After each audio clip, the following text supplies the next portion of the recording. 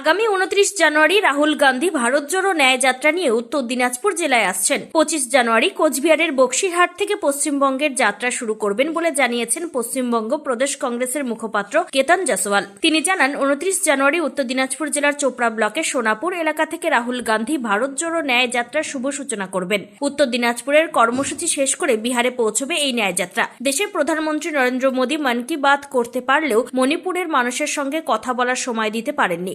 সাধারণ মানুষ আজ মানুষরা অত্যাচারিত।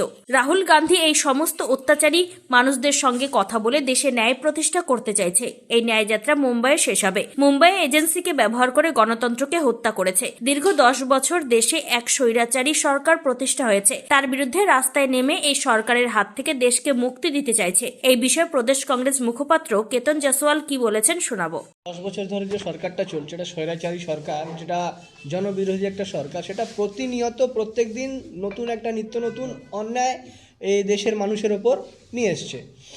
এই যে মুদ্রাস্ফীতি, এটা এক ধরনের অন্যায়। যেরকম এই যে বেকারত্ব, আমরা জানি যে লাস্ট 50 বছরে সব থেকে বেশি বেকারত্ব হচ্ছে আজকের দিনে দেশে, এটা এক ধরনের অন্যায়। এই যে মহিলাদের বিরুদ্ধে যে অত্যাচারগুলো হচ্ছে, আর যারা অত্যাচার করছে তাদের ওপর কোনো শাস্তি বিচার হচ্ছে না, যদি তারা বিজেপি বা শাসক দলের দিকে হচ্ছে, সেটাও এক ধরনের অন্যায়। তো এই সমস্ত রকম অন্যায়ের বিরুদ্ধে এই একটা ন্যায়ের একটা বার্তা নিয়ে রাহুল গান্ধী মণিপুর থেকে মুম্বাই অবধি হাঁটছেন। 24শে জানুয়ারি সেই যাত্রা মণিপুর থেকে শুরু হয়েছে। আমরা সবাই অবগত, আমরা সবাই চিন্তিত এই বিষয় নিয়ে যে মণিপুর দেশের একটা রাজ্য, এত সুন্দর একটা রাজ্য, সেই রাজ্য আর মাসের পর মাস রাজ্যটা জ্বলছে। সেখানে প্রধানমন্ত্রী, যিনি নাকি একটা ইলেকশন আসলেই প্রচার মন্ত্রীতে পরিণত হয়, রাজ্য রাজ্য গলি গলি ঘুরেন ভোট ভিক্ষা করতে, কিন্তু ওনার 2 মিনিট 5 মিনিট 10 মিনিট সময় হলো না, ওনার হাজার হাজার কোটি টাকার যে জাহাজ, ওটা মণিপুরের রাস্তা ভুলে গেছে, উনি মণিপুরের মানুষের কাছে একবার যেতে পারলেন না। ইনি সেখানে ব্যর্থ হলেন, নাকি ওনার কি ভয় আছে আমরা জানি না। উনি রেডিওতে বা অন্য জায়গায় ভাষণ দিয়ে থাকেন, সব জায়গা উনি মন কি বাত করতে পারেন, কিন্তু মণিপুরের বাত করার ওনার সাহস হয় না। কিন্তু আজকে জননেতা রাহুল গান্ধী মণিপুরের মানুষের কাছে সেই সময় যখন একেবারে চরম ওখানে বিশৃঙ্খলা ছিল, ওখানে আগুন জ্বলছিল, তার মধ্যেও গেছিলেন, মানুষের কথা শুনেছেন, অসুবিধার কথা শুনেছেন, ওনার পাশে দাঁড়িয়েছেন, আশ্বাস দিয়েছেন যতটুকু আমরা পারবো সরকারকে প্রেশার দিয়ে ওখানে ল অ্যান্ড অর্ডার সিচুয়েশনটা ঠিক করার চেষ্টা করব। আবার সেই মণিপুর থেকেই ওই ভারত জোড়ো ন্যায় যাত্রা শুরু করেছেন, আর সেই যাত্রাটা শেষ হবে হচ্ছে মুম্বাইতে। মুম্বাই, এখানে এক ধরনের অন্যায় হচ্ছে, গণতন্ত্রের সাথে অন্যায় হচ্ছে।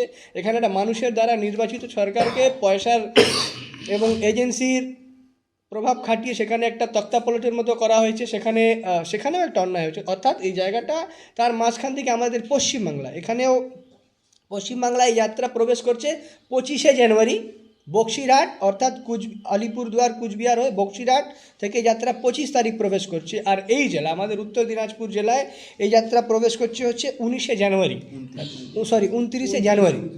29th of January, the yatra will reach enter in Uttar Dinajpur. Rahul ji will interact, Rahul ji जिला के लोगों के साथ, इस जिला के कम्युनिटी जो है सब उनके साथ बातचीत करेंगे। यहाँ से हमारी यात्रा जाएगी।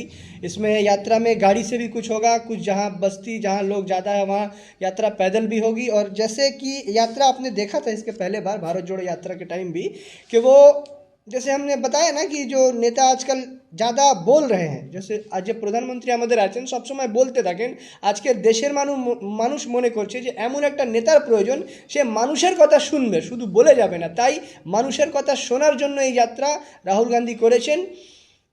আর এখানেও 29 তারিখ যখন ঢুকবেন, এই জেলাতেও মানুষের কথা শুনবেন, সেটাকে আমরা তারপরে তুলে ধরবো, মানুষের আমরা পাশে থাকবো। আর যে সবথেকে বড় যেটা ইস্যু, যেটা নিয়ে এর আগেবারও ভারত জোড়ো যাত্রাটা হয়েছিল, যে আজকে বিচ্ছিন্নতাবাদ যে এত বেড়ে যাচ্ছে, বিজেপির আমলে ধর্মের ভিত্তিতে মানুষকে যে ভাগ করে দেওয়া হচ্ছে, এই রাজ্যেও একটা বাইনারি তৈরি করে দেওয়া হচ্ছে, হিন্দু মুসলিম, কোনো সময় জাতের নামে, কোনো সময় ভাষার নামে যে বিভেদ সৃষ্টি করা যাবে, ওই বিভেদ সৃষ্টিকারী রাজনীতির বিরুদ্ধেও রাহুল গান্ধীর আমাদের এই যাত্রা।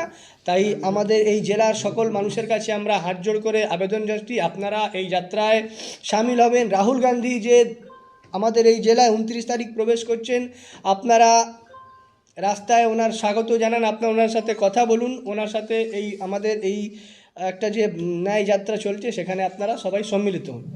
আপনি কি কিডনির রোগে ভুগছেন? তাহলে আর দেরি না করে আজই আসুন আপনার এলাকার একমাত্র বিশ্বস্ত প্রতিষ্ঠান জীবন রেখাতে। আমাদের ঠিকানা রায়গঞ্জ উকিলপাড়া। উত্তর দিনাজপুরের চোপড়া থেকে নিজস্ব প্রতিনিধি রিপোর্ট, টাইমস 14 বাংলা। আপনি কি কিডনির রোগে ভুগছেন? তাহলে আর দেরি না করে আজই আসুন আপনার এলাকার একমাত্র বিশ্বস্ত প্রতিষ্ঠান জীবন রেখাতে। এখানে বিশেষজ্ঞ নেফ্রোলজিস্ট ডাক্তাররা লেজার ট্রিটমেন্টের মাধ্যমে রোগীদের সমস্ত ধরনের কিডনির এবং প্রোস্টেটের অপারেশন করে থাকেন। রোগী দেখছেন nephrologist doctor Arkaprabha Chakraborty, SSKM hospital, Kolkata. Doctor Sunil Kumar, Apollo hospital, Kolkata. Doctor Pinaki Mukherjee, NRS hospital, Kolkata. এছাড়াও এখানে প্রতিদিন অপারেশন করছেন ও বহির্বিভাগের রোগী দেখছেন ইউরোসার্জন ডক্টর আতার কাশিম, PG হসপিটাল, কলকাতা। তাছাড়াও এখানে স্বাস্থ্যসাথী কার্ড ও ওয়েস্ট বেঙ্গল হেলথ স্কিমের সুবিধা রয়েছে। আমাদের ঠিকানা রায়গঞ্জ উকিলপাড়া। বিশদে জানতে কল করুন 8373066655 অথবা 8373066644 এই নম্বরে। সব মাই চায় মেয়েকে রাজরানীর মতন সাজাতে, সাজিয়ে তুলতে চায় সোনার গয়নায়। ওরিয়েন্ট জুয়েলার্স, সোনা যা সর্বক্ষণের।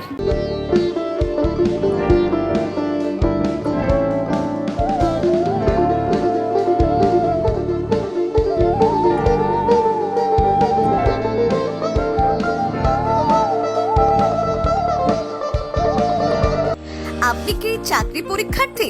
চাকরি পরীক্ষার বই খুঁজছেন? তাহলে আজই চলে আসুন সৌর বুক অ্যান্ড ম্যাগাজিন সেন্টারে। এখানে PSC, WBCS, bank, rail, ICDS, nursing, ANM এবং GNM সহ কেন্দ্রীয় ও রাজ্য সরকারের সকল চাকরির পরীক্ষার বই ও ম্যাগাজিন পাওয়া যায়। আমাদের ঠিকানা খড়িমোড়, মোহনবাটি, রায়গঞ্জ। বিস্তারিত জানতে যোগাযোগ করুন 9002904090 অথবা 9434347016।